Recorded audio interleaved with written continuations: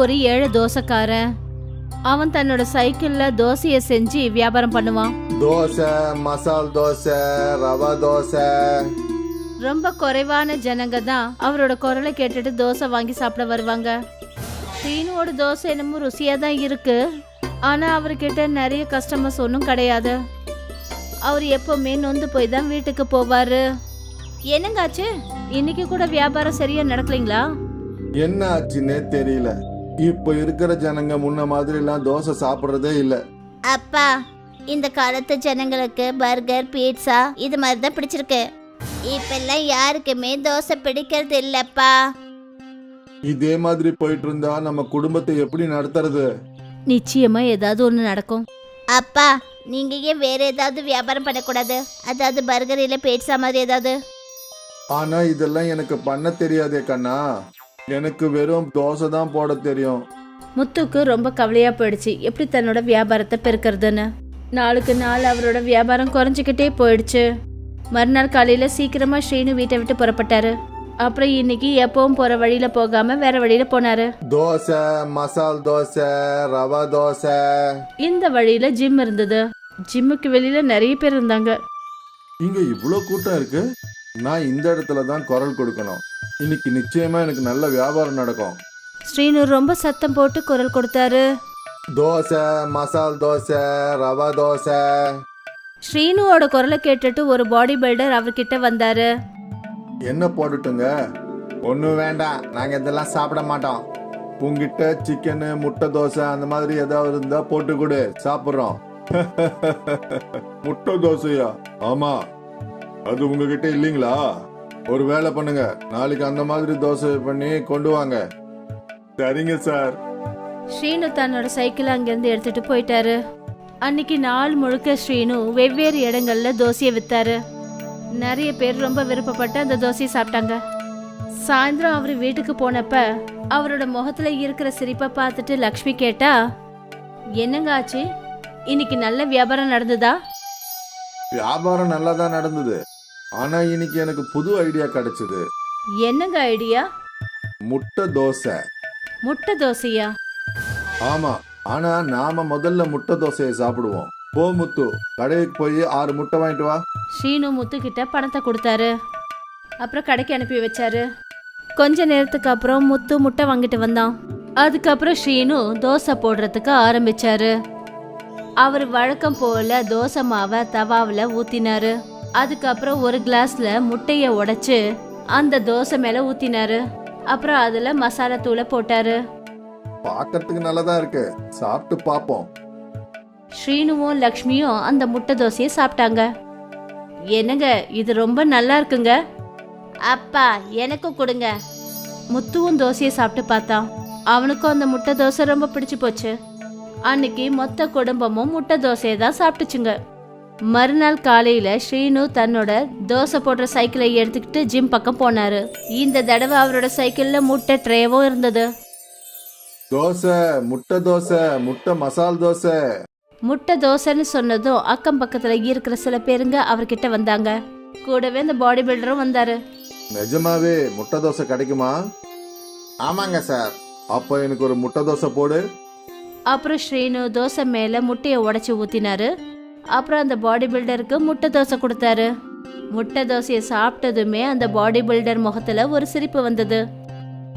Wow, அற்புதமா இருக்கு நண்பா. நான் இது வரைக்கும் யோசிக்கவே இல்ல, முட்டையும் தோசையும் ஒன்னா சாப்பிடுவோன்னு. போடுங்க. அந்த பாடி பில்டர் முட்டை தோசையை சாப்பிட்டாரு. அதுக்கப்புறம் இன்னும் நிறைய பாடி பில்டர்ஸ் முட்டை தோசைக்கு ஆர்டர் பண்ணாங்க. எனக்கு ஒரு மசாலா முட்டை தோசை. எனக்கு ஒரு முட்டை தோசை. முட்டை தோசை ஆர்டர் கொடுத்தாங்க. ஸ்ரீனு முட்டை தோசை போட்டுக்கிட்டே போனாரு. அப்புறம் கஸ்டமர்ஸ் சாப்பிட்டுக்கிட்டே இருந்தாங்க. ஸ்ரீனு நடுல குரலும் கொடுத்தாரு. அதனால ஜனங்களோட பார்வை அவர் பக்கமா கவர்ந்தது. தோசை, முட்டை தோசை, முட்டை மசால் தோசை. ஒருத்தருக்கு அடுத்து ஒருத்தர் கஸ்டமர்ஸ் வந்துகிட்டே இருந்தாங்க. சில மணி நேரத்திலேயே ஸ்ரீனுவோட எல்லா தோசையும் முடிஞ்சு போச்சு. அப்புறம் இன்னைக்கு அவரோட வருமானமும் நல்லா கிடைச்சது. அவர் சந்தோஷத்தோட வீட்டுக்கு திரும்பி வந்தாரு. லக்ஷ்மி, இன்னைக்கு ரொம்ப நல்லா வியாபாரம் நடந்தது. எல்லா தோசையும் வித்து போச்சு. அடேங்கப்பா. நாளையில இருந்து நீதான் மாவு அரைக்கணும். கஸ்டமர்ஸுங்களுக்கு நம்ம முட்டை தோசை ரொம்ப பிடிச்சி போச்சு. சரிங்க. எல்லாரும் ரொம்ப சந்தோஷமா இருந்தாங்க. மறுநாளும் அதே மாதிரி ஆயிடுச்சு.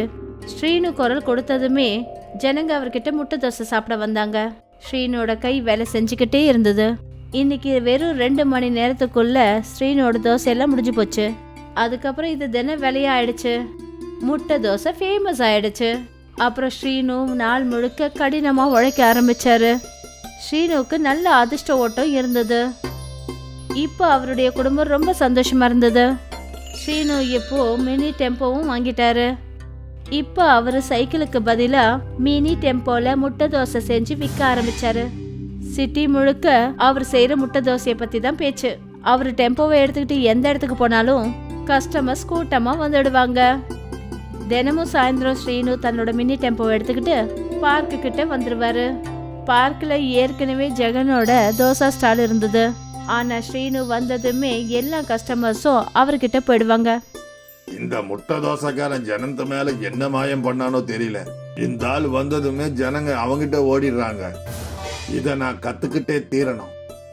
அன்னைக்கு ஸ்ரீனுக்கு கவனம் இல்லாத போது ஜெகன் ஸ்ரீனுவோட தோசை மாவுல மிளகா பொடியே கலந்துட்டாரு. இப்ப பாக்குற ஜனங்களுக்கு உன் தோசை எப்படி பிடிக்குதுன்னு. அப்புறம் ஜெகன் தன்னோட கடைக்கு போயிட்டாரு. ஸ்ரீனுக்கு இந்த விஷயம் சுத்தமா தெரியாது. அவர் எப்பவும் போல தோசையை செய்யறதுக்கு ஆரம்பிச்சிட்டாரு. அதுக்கப்புறம் தன்னோட கஸ்டமர் கிட்ட கொடுத்தாரு. வாவ் நண்பா, தினமும் நீ போடுற முட்டை தோசையை விட இது வித்தியாசமா இருக்கு. காரம் அப்புறம் சுவையும் கூட. ஸ்பைசி முட்டை தோசை. அதை கேட்டுட்டு ஸ்ரீனு தன்னோட தோசை மாவை டேஸ்ட் பண்ணாரு. அப்புறம் பக்கத்துல இருந்த மிளகா பொடி பாட்டில அவர் பார்த்தாரு. நிச்சயமா யாரோ இந்த மாவுல மிளகா பொடியை கலந்துருக்காங்க. ஆனா பரவாயில்ல விடு, ஜனங்களுக்கு இந்த ஸ்பைசியான முட்டை தோசை கூட பிடிச்சிருக்கு. இதத்தான் அதிர்ஷ்டம்னு சொல்லுவாங்க. முட்டை தோசை, ஸ்பைசி முட்டை தோசை. அப்புறம் மறுபடியும் ஸ்ரீனுவோட டெம்போக்கு வெளியில கூட்டம் வந்தது. எல்லாருக்கும் புதுசா ஸ்பைசி முட்டை தோசை சாப்பிடணுன்ற ஆசை. ஸ்ரீனு முட்டை தோசை செஞ்சுக்கிட்டே இருந்தாரு. ஜனங்க சாப்பிட்டுக்கிட்டே இருந்தாங்க. எல்லாருக்கும் ஸ்பைசி முட்டை தோசை ரொம்பவே பிடிச்சிருந்தது, ஜெகனை தவிர.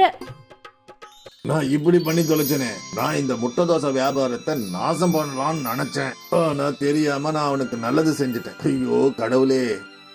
ஸ்ரீனுவோட ஸ்பைசி முட்டை தோசை விற்கப்பட்டது.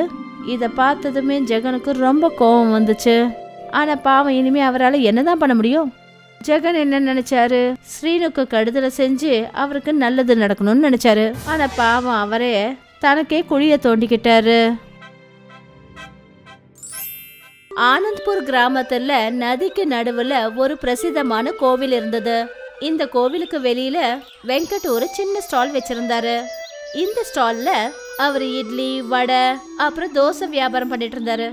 கோவில தரிசிக்க வர பக்தர்கள் வெங்கட்டோட கடையில தான் டிஃபன் சாப்பிடுவாங்க. அண்ணா, ஒரு மசால் தோசை கொடுங்க. அப்புறம் 2 பிளேட் சாம்பார் வடை கொடுங்க. நீங்க உட்காருங்க சார், இதை கொண்டு வரேன். வெங்கட்டோட மனைவி தோசை செஞ்சு கொடுப்பா. அப்புறம் வெங்கட் கஸ்டமரை பார்த்துப்பாரு. வெங்கட் எல்லா கஸ்டமர்கள்கிட்டயும் ரொம்ப நல்லபடியா பேசுவாரு. ஜனங்களுக்கு வெங்கட்டோட தோசை ஸ்டால்ல தோசை சாப்பிட்றது ரொம்ப பிடிக்கும். இங்க பாருங்க அண்ணா, எனக்கு ஒரு 2 தோசை கொடுங்க. கண்டிப்பா அண்ணா, இதோ கொடுக்கறேன். நீங்க உட்காருங்க, நல்லா சூடா கொடுக்கறேன். வெங்கட்டும் பூஜாவும் சேர்ந்து ஒன்னா வேலை செய்வாங்க. அதனால அவங்க வியாபாரமும் நல்லா நடந்தது. 2 பேரும் அவங்க வியாபாரத்துல ரொம்ப சந்தோஷமா இருந்தாங்க. கண்ணா, வாங்க வாங்க பாபா, வாங்க. நீங்க உட்காருங்க, நான் உங்களுக்கு ஏதாவது கொண்டு வந்து தரேன். வெங்கட் தினமும் இந்த ஏழை கிழவருக்கு சாப்பாடு கொடுப்பாரு. ஆனா இந்த விஷயம் அவரோட மனைவி பூஜாவுக்கு சுத்தமா பிடிக்காது. இவருக்கு தினமும் கொடுத்து இப்படி எதுக்காக பழக்கப்படுத்துறீங்க? இந்த ஆளு தினமும் ஃப்ரீயா சாப்பிடறதுக்காக வந்துடுறாரு. பூஜா, பசின்னு வர்றவங்களுக்கு உணவு கொடுக்கறதுனால நமக்கு என்ன ஆயிட போகுது? சரிங்க, நீங்க ஃப்ரீயா அவருக்கு சாப்பாடு கொடுக்கலன்னா அவர் செத்தா போயிட போறாரு. இவர் ஏதாவது ஒண்ணு பாத்துக்க மாட்டாரா? அந்த கடவுள் நமக்கு நிறைய கொடுத்திருக்காரு. மத்தவங்களுக்கு உதவி செய்யறதுக்கு நாம தடுமாற வேண்டிய அவசியம் இல்லைன்னு எனக்கு தோணுது. ஐயோ சாமி, நீங்க வாழ்க. இப்படியே தான தர்மம் பண்ணிட்டு இருங்க. இப்படியே போயிட்டு இருந்தா பிச்சை எடுக்கிறவங்க இங்க வந்து லைன் கட்டி நிப்பாங்க. என்னால முடிஞ்ச அளவுக்கு நான் செய்வேன். மத்தத அந்த கடவுள் பாத்துக்கட்டும். வெங்கட் அந்த வயசான ஏழைக்கு கொஞ்சம் இட்லி, வடை, அப்புறம் சட்னி எடுத்து வச்சு அந்த பெரியவர் கையில கொடுத்தாரு. அந்த கடவுள் உனக்கு நல்லதே செய்யட்டும்பா. அந்த வயசான ஏழை சாப்பிட ஆரம்பிச்சாரு.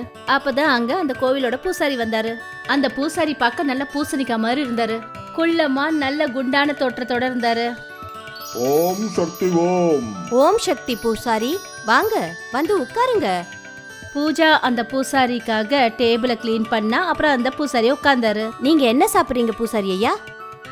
2 பிளேட் வடை, 2 பிளேட் தோசை, 2 இட்லி. இன்னைக்கு இது போதுமா? இதோ கொண்டு வரேன். பூஜா பூசாரிக்கு சேவை செய்ய ஆரம்பிச்சிட்டா. அப்பதான் வெங்கட் அவகிட்ட போய், நான் அந்த பெரியவருக்கு ஃப்ரீயா ஏன் கொடுக்கறேன்னா அவரு ஏழை, ஆனா இந்த பூசாரி நல்லா பணக்காரன். நீ இவருக்கு ஃப்ரீயா கொடுக்கற? பிராமணர்களை பார்த்து அப்படி சொல்லக்கூடாது. பிராமணர்களுக்கு சாப்பாடு கொடுக்கறது புண்ணியம்னு சாஸ்திரத்துல சொல்லிருக்கு. இங்க தினமும் அவருக்கு நான் டிஃபன் கொடுக்கறதுனால பாருங்க நம்மளோட தொழிலும் அமோகமா போகுது. எல்லாம் அவங்கவுங்களோட எண்ணம். நீ இந்த பிராமணருக்கு சேவை பண்ணு, நான் இந்த கடவுளை தரிசிச்சுட்டு வரேன். சரி போங்க. வெங்கட் கோவிலுக்குள்ள போனாரு. கடவுள் முன்னாடி கை கூப்பி வணங்கி நின்னாரு. கடவுளே, நீங்க எப்பவும் எனக்கு துணையா இருக்கணும், அப்புறம் எல்லாருக்கும் நல்லதே செய்யணும். என் பொண்டாட்டி என்ன நினைக்கிறான்னா நிறைஞ்ச வயிறை நிறைய வச்சு புண்ணியம் சேர்க்கணும்னு அவன் நினைக்கிறா. ஆனா இது தப்புன்னு எனக்கு தெரியும் கடவுளே. ஆனா உங்களுடைய கருணை அவளுக்கும் கிடைக்கணும். வெங்கட் தான் மட்டும் இல்ல, எல்லாரும் நல்லா இருக்கணும்னு நினைக்கிறாரு. அவரு ரொம்ப நல்ல ஒரு மனுஷன். தன்னோட மனைவிக்கு தெரியாம அவரு ஏழை ஜனங்களுக்கு ஃப்ரீயா உணவு கொடுப்பாரு. அந்த கடவுள் உன்னை நல்லபடியா வச்சுக்கணும்பா. வெங்கட்டுக்கு பசியோட இருக்கிறவங்களுக்கு உதவி செய்யறது ரொம்பவே பிடிக்கும். அதனால அவர் தெரிஞ்சும் தெரியாமலும் நல்ல காரியங்களை செஞ்சுக்கிட்டே இருப்பாரு. ஆனா அதுவே அவரோட மனைவி பூஜா ரொம்பவே சுயநலவாதி. அவ யோசிக்கிறது என்னன்னா அவங்களுக்கு மட்டும்தான் கடவுள் நல்லது செய்யணும்னு நினைப்பா. அப்புறம் இந்த காரணத்துக்காக தான் அவ பிராமணர்களுக்கு சேவை செய்வா. எது எப்படியோ இந்த விஷயம் நடந்துகிட்டே இருந்தது. அப்புறம் வெங்கட் பூஜாவோட அந்த தோசா ஸ்டால் ரொம்ப நல்லபடியா போய்கிட்டு இருந்தது. வெங்கட் ஏழைங்களுக்கு உதவி செய்வாரு. அப்புறம் பூஜா பிராமணர்களுக்கு சேவை செய்வா. தினமும் காலையில 5 மணிக்கு முதல் படகை பிடிச்சு வெங்கட்டும் பூஜாவும் கோவிலுக்கு வந்துருவாங்க. அப்புறம் அங்க அவங்களோட வியாபாரத்தை பண்ணுவாங்க. அப்புறம் காலையிலேயே அவங்க வண்டி கடைக்கு கஸ்டமர்ஸ் வந்துருவாங்க. அப்புறம் மழை காலம் வந்துடுச்சு. வெங்கட்டும் பூஜாவும் எப்பவும் போல படகுல பயணம் செஞ்சாங்க. இன்னைக்கு அநேகமா பயங்கரமா மழை பெய்யும்னு நினைக்கிறேன். அப்போ கஸ்டமர்ஸ் கம்மியா வருவாங்க. அது உண்மைதான். ஆனா என்ன இருந்தாலும் வர்றவங்கள பட்னியா இருக்க விட முடியுமா? சரிங்க, கோயில்ல யாரும் வரலன்னா நாம திரும்பி வந்துடலாம். சரி. வெங்கட்டும் பூஜாவும் நதியை கடந்து கோவில் கிட்ட வந்து சேர்ந்தாங்க. அப்புறம் வழக்கம் போல அவங்க 2 பேரும் அவங்க கடையை ஆரம்பிச்சாங்க. மழை ரொம்ப அதிகமா பெஞ்சிட்டு இருந்தது. இன்னைக்கு கஸ்டமர்ஸ் வருவாங்கன்னு எனக்கு தோணல. பார்க்கலாம். அப்பதான் 2-3 ஆட்கள் அவங்க கடைக்கு வந்தாங்க. வாங்க வாங்கண்ணே, உட்காருங்க. எங்களுக்கு 3 பிளேட் இட்லியும் 2 பிளேட் வடையும் கொடுங்க. சரிங்க, இதை கொடுக்குறேன். பூஜா இட்லி வடை தயார் பண்ணா. அப்புறம் வெங்கட் அதை கொண்டு போய் கஸ்டமர்ஸ் கிட்ட கொடுத்தாரு. கஸ்டமர்ஸும் அதை சாப்பிட ஆரம்பிச்சாங்க. அவங்க எல்லாரும் சாப்பிட்டு முடிச்சதுக்கு அப்புறமா ஆனாலும் மழை நிக்கவே இல்லை. இன்னைக்கு இந்த மழை நிக்கிற மாதிரியே தெரியல. இந்த மழையினால இன்னைக்கு கோவிலுக்கு வர பக்தர்கள் குறைஞ்சிட்டாங்க. அந்த மனிதர் வெங்கட் கிட்ட பணத்தை கொடுத்தாரு. நாங்க கொஞ்ச நேரத்துக்கு இங்கே இருக்கோம், மழை நின்னதும் போயிடுவோம். தாராளமாங்க. அவங்க அங்க ரொம்ப நேரமா காத்துக்கிட்டு இருந்தாங்க. ஆனா மழை நிக்கவே இல்லை. அப்புறம் அவங்க நனைஞ்சுக்கிட்டே நதி வரைக்கும் போனாங்க. அந்த நதியோட கொந்தளிப்பை பார்த்துட்டு அவங்க அதிர்ச்சி ஆயிட்டாங்க. நதியில ஒரு படகை கூட காணோம். அப்புறம் அந்த நதியில தண்ணீர் மட்டும் அதிகமாயிக்கிட்டே போச்சு. அவங்க அங்கேருந்து வெங்கட் கிட்ட ஓடி வந்தாங்க. அப்புறம் அவர்கிட்ட எல்லாத்தையும் அவங்க சொன்னாங்க. இந்த வெள்ளத்தால நாம எல்லாரும் முழுகி போயிடுவோம்னு நினைக்கிறேன். யாருமே தப்பிக்க முடியாது. அப்பதான் அவங்க முன்னாடி அந்த வயசான ஏழைக்கிழவர் வந்தாரு. காப்பாத்துறதுக்கு மேல ஒருத்தன் இருக்கும்போது யாரு யாரோடைய உயிரை எடுக்க முடியும்? இங்க எல்லாரோட உயிரும் ஆபத்துல இருக்கு. இந்த பெரிய மனுஷன் சிரிக்கிறாரு. நாம ஏதாவது செஞ்சாகணும். ஐயா கடவுளே, எங்க எல்லாரையும் பாதுகாப்பா அந்த கரைக்கு கொண்டு போய் விட்டுருங்க. எங்க எல்லாரையும் காப்பாத்துங்க கடவுளே. வெங்கட் கடவுள் கிட்ட பிரார்த்தனை செய்ய ஆரம்பிச்சாரு. அப்பதான் அந்த ஏழை வயசானவர் அங்க வச்சிருந்த ஒரு பிளேட் தோசையை எடுத்தாரு. நாங்க எல்லாரும் இங்க ஆபத்துல இருக்கிறோம், உனக்கு தோசை வேற வேணுமா? என் பின்னாடியே எல்லாரும் வாங்க. அந்த வயசானவர் பின்னாடி எல்லாருமே நதி கிட்ட போனாங்க. அந்த வயசானவர் அந்த தோசை பிளேட்டை தரையில வச்சாரு. அப்புறம் தன்னோட கண்களை மூடிக்கிட்டாரு. அப்புறம் மாயம்மா அந்த தோசையோட அளவு ரொம்ப பெருசாச்சு. அந்த தோசையோட அளவு எவ்வளவு பெருசாச்சுன்னா ஒரு பெரிய படகு போல பெருசா இருந்தது. அங்க நின்னுட்டு இருந்தவங்க எல்லாரும் அதிர்ச்சி ஆயிட்டாங்க. இது மாய பெரிய தோசை படகு. இந்த நதியை ரொம்ப சுலபமா கடந்து போயிடும். நீங்க எல்லாரும் இதுல உக்காந்துக்கங்க. எல்லாரும் அந்த படகுல உட்காந்துக்கிட்டாங்க. ஆனா அந்த பெரியவர் இல்ல. நீங்களும் வாங்கய்யா. இல்லப்பா கண்ணா, என்ன காப்பாத்த மேல ஒருத்தன் இருக்கான், நீங்க எல்லாம் போங்க. அந்த பெரியவர் சைகை காட்டின உடனே அந்த பெரிய தோசை படகு தண்ணியில மிதக்க ஆரம்பிச்சது. அந்த நதியில பெரிய பெரிய அலைகள் வந்தும் அந்த தோசை படகை எதுவும் பண்ண முடியல. அது உள்ள உட்கார்ந்திருந்த எல்லாருமே பாதுகாப்பா இருந்தாங்க. அவங்க எல்லாரும் அக்கறைக்கு போய் சேர்ந்துட்டாங்க. எல்லாரும் கடவுளுக்கு நன்றியை சொன்னாங்க. அப்புறம் அவங்க படகை விட்டு இறங்கினதும் அந்த பெரிய தோசை படகு தண்ணிக்குள்ள முழுகிடுச்சு.